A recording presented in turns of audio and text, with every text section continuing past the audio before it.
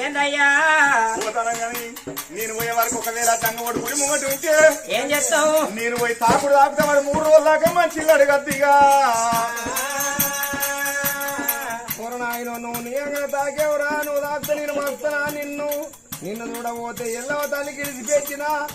మచ్చలేని మేకపోతోలు ఉన్నావు రాయి తాగుతనే భయపడతానవా అసలుకే భయపడకు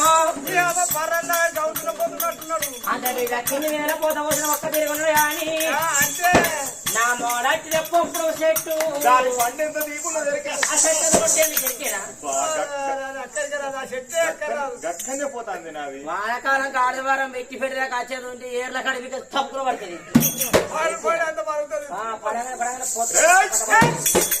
నీళ్ళు అనుకున్నావా కళ్ళ అనుకున్నారా గనగనం లోడవడం అనుకుంటున్నాను